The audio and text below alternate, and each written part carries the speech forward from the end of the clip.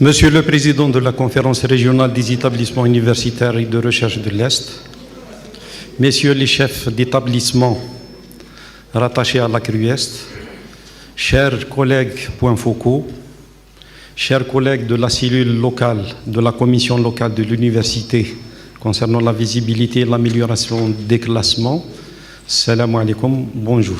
Donc premièrement, j'aurais aimé que cette communication passe avant celle de mon ami Bourguiba, tout simplement parce que le classement THE est moins contraignant, elle présente moins d'obstacles, si vous voulez, pour intégrer ce classement. Donc, comme l'a dit mon ami Harir tout à l'heure, concernant les deux objectifs de la Commission nationale, donc il s'agit d'une vision à l'échelle globale du pays, il s'agit d'une politique. Maintenant, il est demandé aux établissements comment s'approprier cette vision et la traduire en stratégie et en un plan opérationnel pour améliorer justement la visibilité et en même temps le classement de l'établissement. Il s'agit donc de faire travailler la cellule locale, donc premièrement en faisant une analyse SWOT détaillée par rapport aux différents classements et identifier les forces pour pouvoir les consolider, mais surtout identifier les faiblesses pour pouvoir, je dirais, les points d'amélioration pour pouvoir apporter les correctifs appropriés. Donc, comme est intitulée cette communication, donc tout est lié. Pour améliorer la visibilité, il faudrait bien améliorer, tout passe par les performances. Et les performances, donc ce n'est pas seulement les performances purement académiques, c'est-à-dire de l'enseignement, de la formation, de la recherche et de l'innovation, mais aussi nous avons toujours tendance à oublier une troisième mission fondamentale de l'université qui est, si vous voulez, la responsabilité sociale et sociétale. Et le classement THE prend en considération tous ces segments, tous ces aspects de l'université en général. Donc cette présentation sera articulée autour des points que vous voyez ici. Donc je vais aborder une introduction donc, où je vais en quelque sorte présenter les différents classements et la différence entre les différents classements. Ça va aider les points focaux en quelque sorte lors de leur analyse au niveau de leur établissement respectif. Ensuite, je vais présenter le classement THE et je vais présenter les différents classements qui découlent de ce classement mondial et enfin, je présenterai aussi un deuxième classement de THE qui est beaucoup plus basé sur l'impact de l'université en général sur son territoire et son environnement. Donc tout à l'heure, mon ami Bourguiba a présenté l'historique du QS et du THE, mais il faudrait aussi faire une observation, une remarque, c'est que la majorité des classements, que cela soit celui de Shanghai, THE, QS et d'autres, sont apparus particulièrement à partir de l'année 2003-2004. Tout simplement parce que c'est là où, si vous voulez, l'économie de la connaissance a pris de l'ampleur. C'est là aussi où l'événement de l'Internet a envahi le monde entier. Ça veut dire qu'il y a beaucoup plus de facilité pour pouvoir obtenir les données nécessaires pour faire les comparaisons entre les établissements de formation supérieure et de recherche en même temps. Donc la question principale qui est posée, c'est pourquoi ces classements ?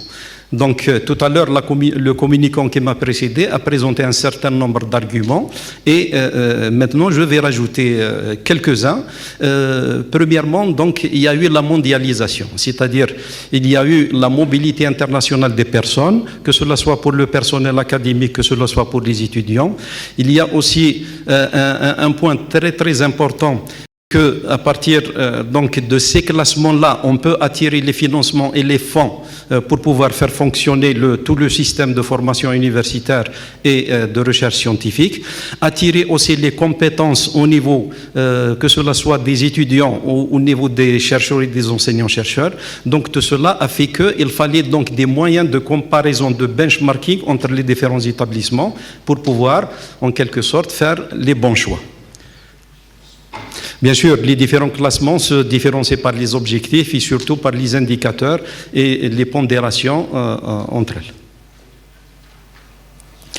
Alors, j'ai résumé dans cette diapo les différents classements que la Commission nationale a catégorisés. Donc, vous avez la première catégorie, c'est les classements donc, de haute importance, c'est-à-dire les établissements algériens sont appelés à travailler comment intégrer ou améliorer, si vous voulez, leur position dans les différents classements. Et le deuxième de moyenne importance. Et par rapport à la première catégorie, si on fait une petite comparaison, on remarque que certains classements n'ont pas besoin, si vous voulez, de faire une demande ou d'intégrer ou de mettre sur le site de ce classement les différentes données statistiques concernant les établissements, c'est-à-dire qu'ils tirent leurs propres données à partir donc, de l'Internet et des bases de données qui s'y trouvent. Et par contre, nous avons les deux classements, celui qui a été présenté juste avant et le THE. Là, on fait appel à des enquêtes des académiciens, des universitaires, et on fait aussi appel à des enquêtes, si vous voulez, de renommée, des enquêtes comment mesurer la notoriété d'un établissement et de ses composantes humaines, mais aussi nous avons d'autres paramètres qui sont si vous voulez, donnés par les établissements eux-mêmes. Alors, je me suis amusé un peu à voir la position des établissements, je dirais plus particulièrement les établissements de la Commission. C'est juste pour faire une comparaison, vous pouvez faire ça au niveau de chaque établissement et identifier, comme je l'ai dit tout à l'heure, les points de faiblesse, d'amélioration et les points forts. Donc, si on fait une lecture rapide, on voit que, par exemple, dans le classement Shanghai, nous n'avons que l'université de Sidi Bel Abbas qui a intégré ce classement par 3 disciplines, donc génie civil, génie mécanique et sciences des matériaux.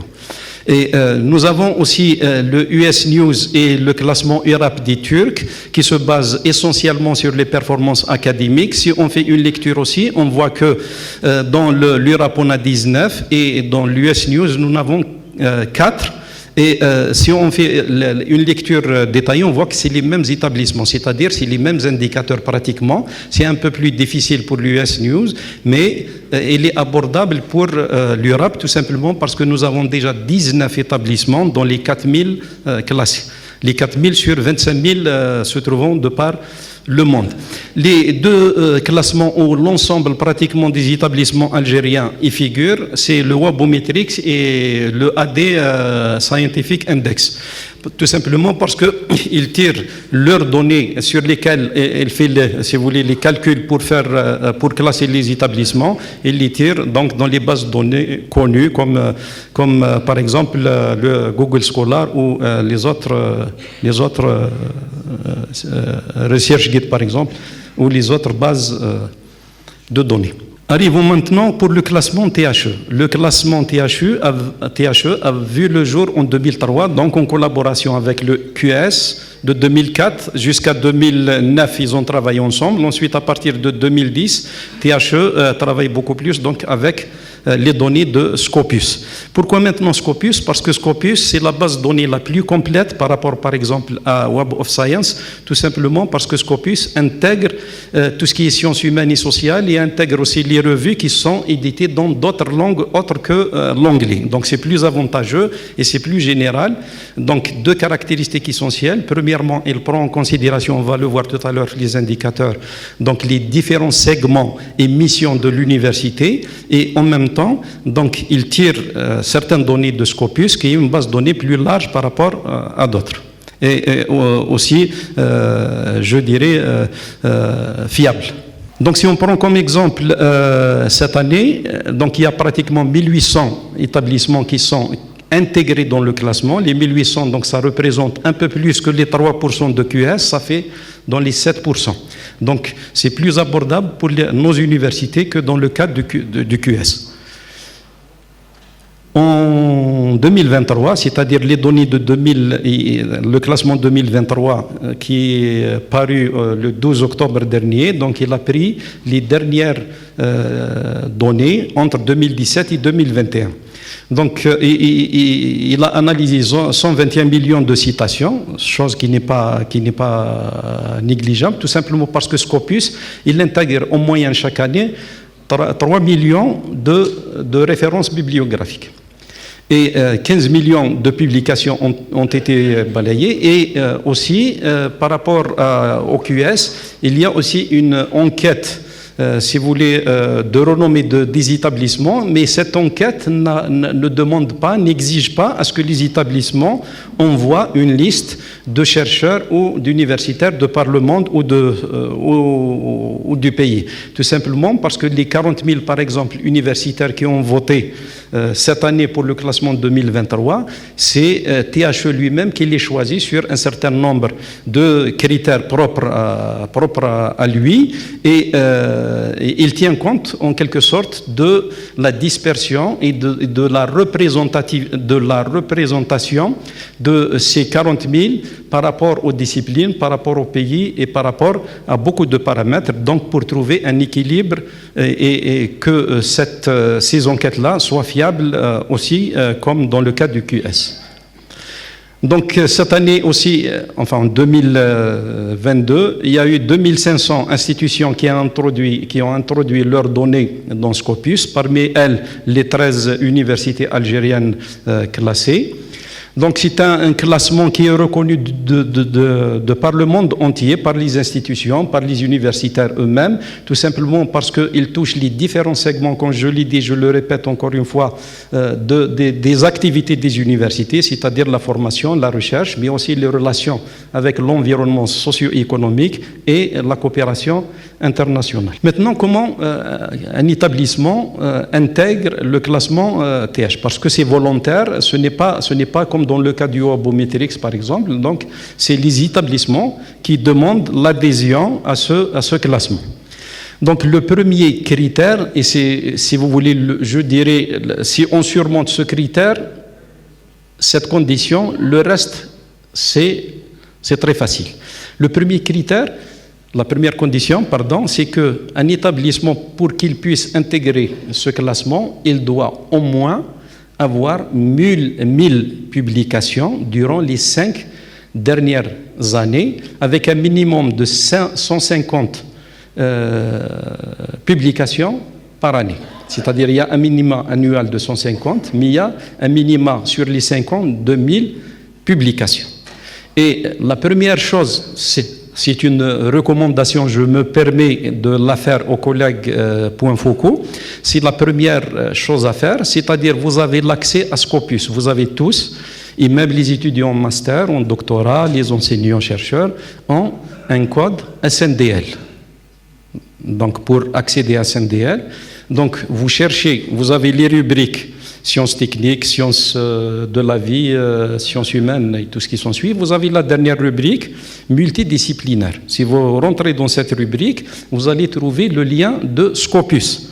Vous accédez à Scopus, vous avez donc un moteur de recherche et vous pouvez chercher par auteur, vous pouvez chercher, et il y a affiliation. Si vous mettez affiliation, il suffit de mettre le nom de la ville, sans mettre le nom exact de l'université. Vous avez donc les universités de cette ville, par exemple si on met CETIF, il y aura CETIF 2 qui va apparaître, CETIF 1, il y aura les unités de recherche avec les centres de rattachement, même le CHU va apparaître. Donc il suffit de choisir l'établissement et vous avez ensuite une fenêtre qui s'ouvre et vous avez le nombre total de publications de l'établissement. Si vous appuyez sur le nombre total des publications, donc vous allez ouvrir une autre fenêtre où vous allez avoir beaucoup plus de détails et une icône analyse. Si vous appuyez sur analyse, vous allez accéder ensuite à beaucoup d'informations concernant les chercheurs les plus publiants, les publications par année.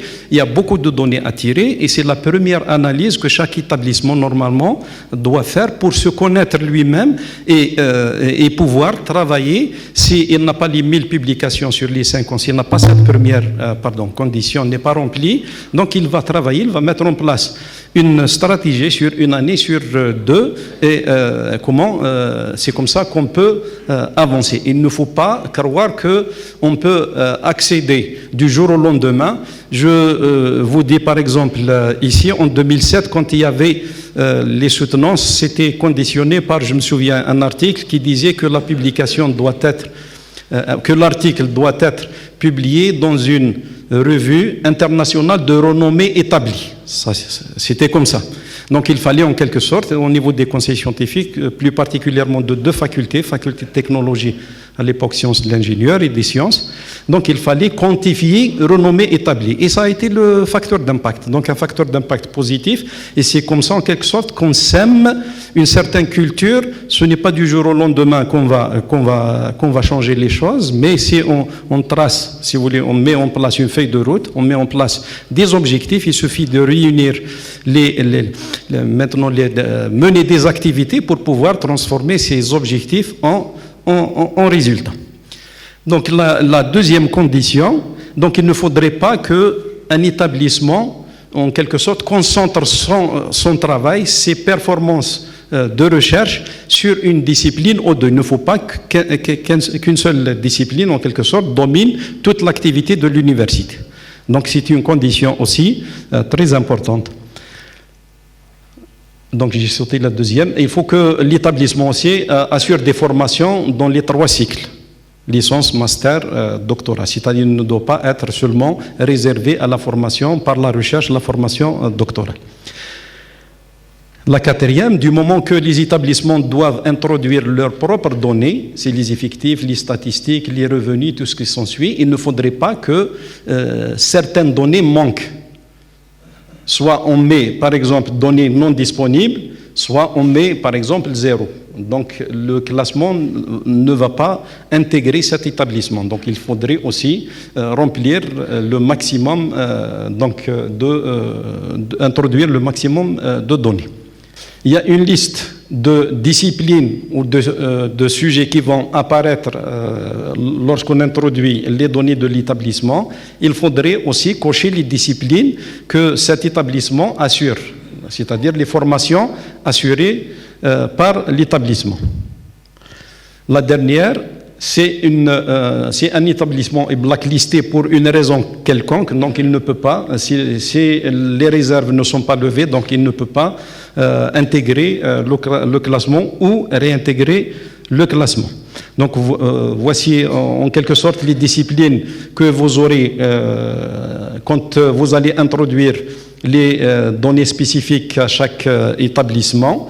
Donc pratiquement, il y a une trentaine et c'est tous les établissements algériens, mis à part, je parle des universités, centres universitaires, mis à part quelques écoles, pratiquement vont se retrouver dans ces disciplines-là, au moins un certain nombre de disciplines. Maintenant, la question qui est posée, comment THE obtient les données qu'il utilise pour classer les établissements? Donc il y a 3 sources de données. Il y a des données qui dépendent de l'établissement. C'est les données fournies par les établissements d'enseignement supérieur et de recherche scientifique, c'est-à-dire les universités, centres universitaires. Et ces données-là, on va les voir un peu plus en détail. Ensuite, il y a des données extraites de Scopus. C'est tout ce qui se rapporte à la production scientifique en termes de production elle-même, nombre d'articles et nombre de citations. Et il y a les données obtenues de l'enquête de réputation. L'enquête de réputation, on va le voir, elle compte pour pratiquement 30%. Elle concerne les enseignements et elle concerne aussi la renommée scientifique de l'établissement. Le classement, quand on introduit ces données et quand il y a un classement général de THE, celui qui est paru en automne, donc on introduit les données entre janvier et mars et le classement paraît en automne. Et demain, je dis bien demain, il y a le classement arabe qui découle, donc c'est un classement régional, mais qui découle des mêmes données. C'est les mêmes données qu'on a introduites, c'est les mêmes données utilisées pour le classement mondial, et il y a un classement donc par région. Il y a le classement arabe, le classement asiatique, le classement latino-américain, le classement des universités japonaises et le classement des universités américaines. C'est-à-dire ces établissements de ces pays-là, de ces régions, quand ils introduisent pour le classement mondial général, donc c'est les mêmes données qui sont utilisées pour ça. Il y a aussi un certain nombre de classements spécifiques. Vous avez le classement THE des jeunes universités, et c'est là où les universités algériennes, puisque la majorité ont moins de 50 ans, peuvent en quelque sorte trouver leur place. Il y a la première université, elle est classée 140e. Avant l'année d'avant, il était classé 132e, c'est-à-dire on peut aller dans les 200 premiers facilement. Il y a aussi les classements par discipline. On a cité tout à l'heure un certain nombre de disciplines. Maintenant, ces disciplines ont été raccourcies à 7 ou 8. On va le voir juste après. Donc, c'est les mêmes données aussi. On intègre le classement une fois, c'est-à-dire l'année. On introduit les données, mais on peut se retrouver dans différents classements. Et c'est comme ça qu'on augmente aussi, c'est une façon d'augmenter la visibilité des établissements. Donc il y a le classement qui se base juste, qui concerne juste la formation, qui concerne juste la réputation, donc basée sur les enquêtes menées par THE lui-même. Pour le classement par discipline, il y a aussi des conditions secondaires. Tout à l'heure, on avait dit que l'établissement doit au moins publier 1000 publications durant les 5 dernières années. Donc, si on veut aussi paraître dans les disciplines, donc, il y a un certain nombre de minima aussi à respecter. Ces minima, si je prends par exemple la santé, il faudrait que le nombre de publications dans le domaine de la santé, il faudrait qu'il soit au moins de 500 publications. Donc, si on a plus de 500 publications dans le domaine de la santé, en intégrant le classement mondial, en même temps, on peut intégrer le classement, si vous voulez, par discipline et la discipline réservée à la santé. Et ainsi de suite, vous avez devant vous aussi les minima concernant les publications. Aussi, vous avez un certain nombre de conditions. C'est toujours, je parle du classement par discipline. Si on prend une discipline, vous avez le minimum du staff académique, c'est-à-dire si une université, je prends exemple, a 1000 enseignants, il faudrait au moins que 5% de ces 1000 enseignants actifs ou là sont spécialistes dans la discipline qu'on va prendre en considération. Et un nombre absolu, donc les 5%, il faudrait aussi que ce staff soit au minimum de 50 ou de 20, ça dépend des disciplines. C'est-à-dire qu'il y a un pourcentage par rapport à l'effectif global, mais il y a un minimum aussi par rapport au nombre absolu de ces enseignants qui activent, ou qui enseignent ou qui activent dans le domaine de la recherche dans cette discipline. Maintenant, quels sont les indicateurs ? Donc les indicateurs sont de 5 catégories. J'ai dit tout à l'heure que ce classement couvre en quelque sorte toutes les activités, les missions des établissements du supérieur. La première mission, donc c'est l'enseignement, c'est l'environnement d'apprentissage, donc ça compte pour 30%. Les 30% sont répartis, donc il y a 15%, c'est pour l'enquête de réputation, c'est-à-dire THE va contacter un certain nombre d'universitaires de par le monde pour que ces universitaires-là votent pour des établissements. Donc ça compte pour 15%. Donc le taux d'encadrement compte pour 4,5%. Bien sûr, les universités qui ont un taux d'encadrement, si vous voulez, proche de la moyenne mondiale, vont obtenir donc des points plus importants que si le taux d'encadrement, par exemple, laisse à désirer. Donc le rapport aussi des doctorants par rapport les étudiants en graduation, donc troisième cycle divisé par premier, deuxième cycle, et le taux, donc ça compte 2,25%. Vous avez les doctorants qui, si vous voulez, qui ont été promus ou recrutés pour devenir des formateurs, ça compte pour 6%. Et vous avez le revenu institutionnel. Quand on parle de revenu institutionnel, donc ça sous-entend tout ce qui est frais d'inscription, et ainsi de suite. Parce qu'il y a d'autres revenus de la recherche, on va les voir la deuxième partie. Nous avons aussi le volet recherche. Le volet recherche, donc ça compte pour 30%. Le volet recherche, il y a aussi l'enquête de réputation, elle compte pour 18%, donc 15 plus 18, ça donne 33%. Maintenant, on a le tiers des notes sur 100%, le tiers compte est calculé sur la base de l'enquête de réputation. Par rapport aux 40% du classement QS arabe ou 50% du classement global mondial, quand même, c'est moins, parce que dans ce cas-là, les pays, je dirais, des pays émergents, là, en voie de développement, sont en quelque sorte moins visibles par rapport aux universités des pays développés. Donc ce type d'enquête défavorise en quelque sorte les pays je dirais, de la rive de l'hémisphère sud. Nous avons les revenus de la recherche. Les revenus de la recherche, donc ça peut être des prestations de services, ça peut être la vente de brevets, ça peut être la vente de start-up et ainsi de suite. Donc les revenus donc propres à la recherche scientifique. Et la productivité de la recherche. La productivité ici, c'est les publications. Donc ça compte pour 6%. Ce qui fait la différence plus particulièrement entre les universités algériennes, c'est les citations, c'est-à-dire l'influence de la recherche, l'impact de la production scientifique des établissements. Ça compte pour le tiers pratiquement 30%. Et si on veut, et c'est là où je rejoins aussi ce qui a été avancé par mon collègue, c'est que si on veut, en quelque sorte, être visible, si on veut figurer dans les classements mondiaux les plus réputés et les plus reconnus, maintenant, on doit améliorer notre production scientifique non seulement, mais aussi viser les revues qui sont dans le premier quart, au moins certaines revues. Je vous donne un exemple. Nous avons un CITIF, 10% de nos publications, c'est dans le top 10 des revues. Donc 10%, quand on fait ensuite par rapport aux citations,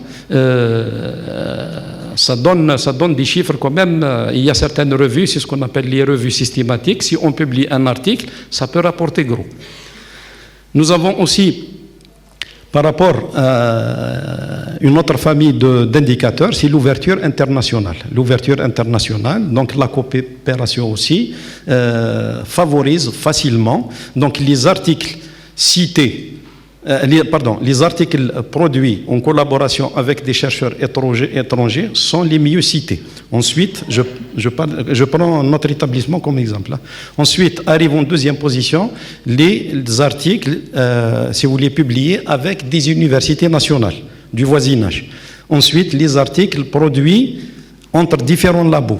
Mais un article, quand il est produit par la même entité, le même, si vous voulez, les chercheurs sont issus du même laboratoire, donc le nombre de citations est moindre. Et les citations ici, il y a les citations globales, mais il y a aussi un indice de citation. On travaille par rapport à aux disciplines et par rapport à une moyenne mondiale de 1, ça a été dit tout à l'heure, à une moyenne mondiale de 1, et puis au-dessus de la moyenne, ça veut dire on est au-dessus de cette moyenne, par exemple 1,4, ça veut dire nous sommes 40% au-dessus de la moyenne mondiale.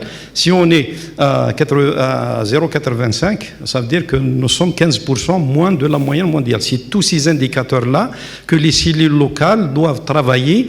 Il y a un outil, on n'a pas fait allusion tout à l'heure, mais mon collègue le connaît très bien.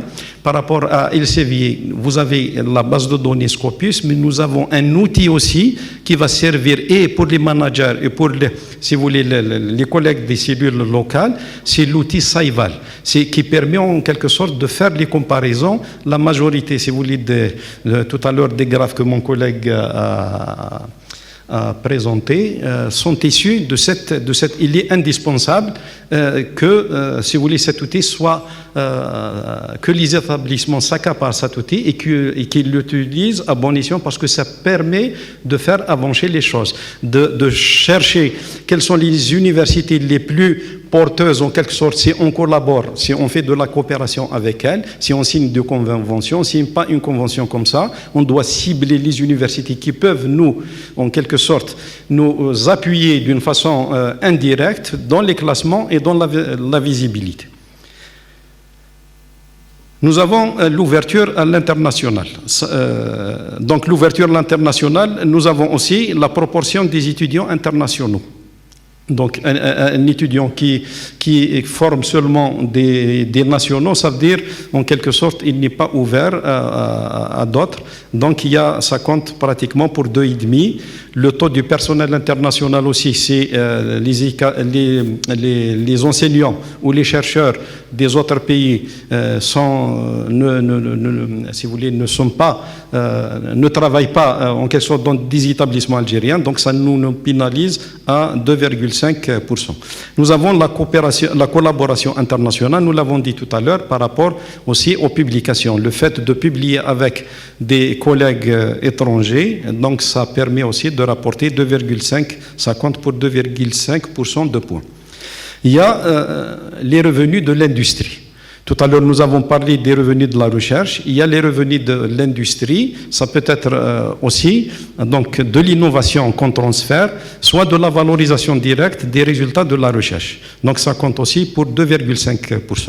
Vous voyez que ce classement, en quelque sorte, il est abordable tout simplement parce qu'il couvre tous les domaines, toutes les missions de l'université, et chaque université algérienne fait de l'enseignement, chaque université algérienne pratiquement a un certain nombre d'activités de recherche, et chaque université publie, et ainsi de suite. Donc vous pouvez en quelque sorte, je m'adresse aux collègues des cellules locales, vous pouvez faire des analyses, je le souligne, SWOT, pour votre propre établissement, et vous allez tirer en quelque sorte des conclusions qui ne peuvent être que bénéfiques pour améliorer et la visibilité et les performances et le classement. Et les performances, si vous voulez, sur l'ossature de l'amélioration de cette visibilité et l'ossature pour l'amélioration des différents classements.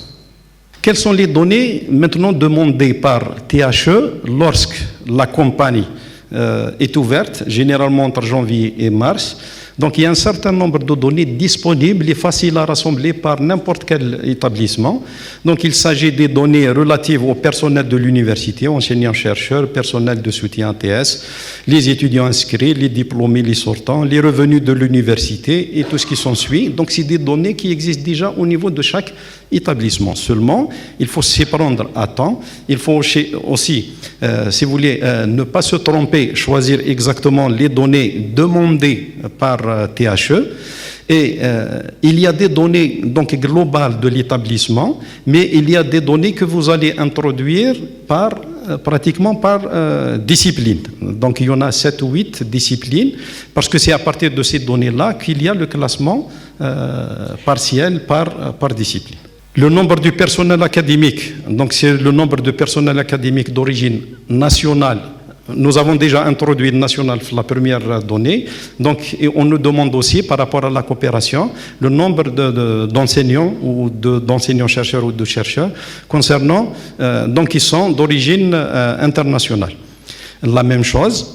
De par le monde, avec le développement durable, il y a la parité aussi des sexes. Donc, on demande aussi le pourcentage ou le nombre du personnel féminin, de telle sorte à ce qu'il soit introduit aussi dans les calculs pour le classement.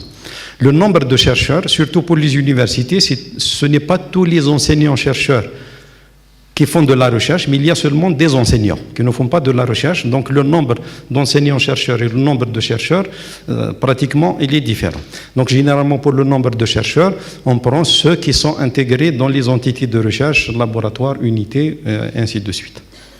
Le nombre total d'étudiants, donc vous avez aussi un certain nombre de catégories à donner en termes de statistiques. Le nombre d'étudiants d'origine internationale.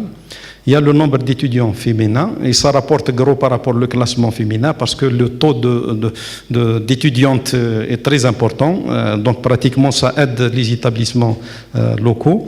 Il y a aussi le nombre d'étudiants inscrits en licence, le nombre d'étudiants inscrits au master et le nombre d'étudiants inscrits en doctorat. Le nombre d'étudiants en mobilité internationale, c'est-à-dire ceux qui partent de l'établissement considéré vers d'autres établissements à l'étranger, le nombre de diplômes délivrés le premier cycle, le nombre de doctorats délivrés, donc il y a deux catégories, le doctorat en entreprise professionnelle et le doctorat académique. Chez nous, ce n'est pas encore le cas. Les revenus institutionnels, donc les revenus de la recherche, les revenus de l'industrie, plus les revenus des inscriptions et tout ce qui s'ensuit. Ça, c'est pour le classement global, donc de THE. Si vous voyez, donc il y a moins de conditions, moins de contraintes pour pouvoir intégrer ce classement. Si on a le minimum avec des 1000 publications, donc c'est le premier travail à faire par les établissements, si on a le minimum des 1000 publications, donc on intègre facilement le classement. Et nous avons déjà, l'exemple a été donné par 13 établissements, et il y en a d'autres qui sont sur la porte d'entrée, et les autres donc, peuvent suivre facilement. Il suffit de s'y mettre et de mettre en place une stratégie qui permettra à l'établissement X de pouvoir donc se retrouver dans le prochain classement de 2024. Le classement impact, je viens de le dire, donc le développement durable est très demandé dans, si vous voulez, au niveau à l'échelle internationale et au niveau de certains pays. Donc le THE aussi a mis en place un classement spécifique où il prend en considération le degré si vous voulez, de réalisation des 17 objectifs du développement durable des Nations Unies. Donc c'est un classement à part de THE qui nécessite d'autres données qui sont différentes des données dont je viens de parler. Donc ce classement, il prend en considération 5 indicateurs. C'est toujours le développement durable lié aux activités de l'université. Donc l'enseignement, la recherche, la sensibilisation, c'est-à-dire l'implication de cet établissement par rapport à la sensibilisation de toute la société et de toute, si vous voulez, de tout son environnement concernant le développement durable, et l'implication de cet établissement dans le cadre de sa propre gestion et en mettant en exergue donc un certain nombre d'objectifs du développement durable. Donc, concernant l'enseignement, c'est-à-dire est-ce qu'il y a des formations, est-ce qu'il y a des matières, est-ce qu'il y a des personnes qui, si vous voulez, mettent en exergue les 17 objectifs du développement durable. Dans le cadre de la recherche, et c'est là où vient aussi l'outil dont j'ai parlé, SciVal, dans le cadre de la recherche, est-ce que l'établissement, dans ses recherches scientifiques, il intègre la dimension de développement durable? Donc, il suffit que THE cherche, si vous voulez, dans les bases de données de Scopus, il voit le nombre de publications et de citations qui travaillent dans le cadre du développement durable. Et ça aussi, c'est un paramètre très important qu'on prend en considération. La gestion, comme je l'ai dit, c'est-à-dire est-ce que dans la gestion quotidienne, dans la gouvernance en général de l'établissement, est-ce que la dimension du développement durable avec les 17 objectifs est prise en considération, oui ou non? La sensibilisation, je l'ai dit, donc c'est l'implication de l'établissement à diffuser la culture développement durable au niveau de la société en général.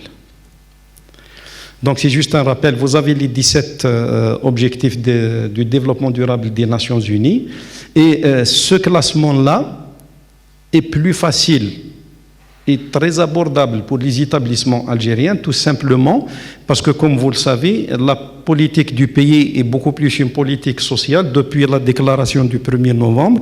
Donc tous les étudiants disposent de transport, disposent, si vous voulez, d'un repas à midi, donc une prise en charge. Donc c'est facile pour n'importe quel établissement de réunir, si vous voulez, les minima pour pouvoir intégrer ce classement. Et je crois que c'est l'une des priorités, c'est celui qui n'a pas les 1000 publications pour intégrer le classement global, il peut se rabattre sur le classement impact parce que pratiquement la majorité des établissements, en quelque sorte, répondent à quelques critères, on va les voir, parce qu'il suffit de répondre à un minima qui est de 3 objectifs, plus le développement durable, plus le 17e. La méthodologie, donc, c'est ouvert à tous les établissements, pratiquement. Il n'y a pas de, si vous voulez, de minima ni de publication, ni d'effectifs, ni d'orientation en termes de formation, ni de recherche. Les universités peuvent soumettre des données sur autant de ces objectifs, c'est-à-dire un établissement qui peut renseigner, si vous voulez, les formulaires des 17 objectifs, il le peut, mais sinon, un minima de 3 objectifs plus le 17e qui est obligatoire, est obligatoire. Les preuves, donc le problème réside là. On peut renseigner, mais assurance qualité oblige, donc il faut présenter les preuves. Et les preuves, donc généralement aussi, sont des preuves qui peuvent être des documents, qui peuvent être d'autres, si vous voulez, moyens pour pouvoir répondre à ce classement et justifier, si vous voulez, ce qu'on met comme données dans les différentes rubriques. Comme dans le cas du THE global, il y a des THE par discipline et par région. Ici aussi, il y a des classements partiels par objectif. Donc il y a un classement global qui est basé sur l'ensemble, mais il y a un classement partiel pour chacun des 17 objectifs de développement durable. Si vous avez besoin par rapport à ce classement-là beaucoup plus de détails, nous avons dans ce classement 5 universités déjà qui sont dans ce classement. L'université Msila, je crois Guelma, Bjaya, il y en a 2. Non, c'était Orange, je crois. Donc il y a déjà 5 ou 6 établissements qui figurent dans ce classement. Et comme vous le voyez, donc on peut être visible, c'est un moyen de rendre l'établissement visible et il n'est pas exigeant, c'est-à-dire les données à introduire, les justificatifs et les preuves sont moindres que dans le cas du QS, ils sont moindres aussi que par rapport le THE global. Maintenant, l'étape de la collecte des données. Donc pour le classement global, c'est janvier-mars. Donc c'est des données statistiques des universités, c'est les effectifs, c'est les revenus, c'est les taux d'encadrement et tout ce qui s'ensuit. Vous avez donc par domaine, ou là par subject, vous avez le mois de juin-juillet pour valider ce que vous avez introduit en mars pour le global. Vous pouvez en juin-juillet valider par discipline si vous voulez, par exemple, apparaître dans un classement partiel d'une discipline. Vous avez pour le classement THE Impact, donc le volet Impact sur la société, vous avez la période d'octobre-novembre. Cette année, c'était entre le 19 septembre et je crois le 11 novembre. C'était le dernier délai donc, pour introduire. Pourquoi cette date? Tout simplement, on ne doit pas attendre septembre pour pouvoir ramasser les données et donc il faut s'y prendre dès maintenant. La même chose par rapport aux données de THE global. Donc on ne doit pas attendre le dernier jour pour pouvoir introduire. De toute façon, les présentations ici vont être distribuées via les conférences régionales. Je souligne que c'est les mêmes présentations qui ont été faites à Alger et à Oran concernant les 2 autres conférences régionales. Donc les précautions à prendre, la première c'est bien de comprendre ce qui nous est demandé, c'est-à-dire il ne faut pas se tromper, donc utiliser convenablement les formulaires et renseigner les formulaires convenablement, identifier les sources appropriées, parce que des fois les données elles ne sont pas toutes centralisées et surtout qu'on nous demande aussi de renseigner par discipline et récupérer et analyser éventuellement, mettre en forme les données selon le format exigé, c'est-à-dire à ne pas négliger le format qui est demandé. C'est-à-dire si on nous demande tel format, maintenant sous format Excel ou je ne sais pas quoi, il faudrait respecter les formats. Donc les données sont introduites sur la plateforme quand elle est ouverte, vous avez le lien. Voilà, vous avez une rubrique renseignée, en quelque sorte cochée, quels sont les objectifs pour lesquels vous allez introduire les données. Donc si vous avez les 3 plus le 17e, ou si vous avez plus, donc vous allez cocher selon les 17 objectifs du développement durable. Donc sur ça, je termine. Je vous remercie pour votre attention.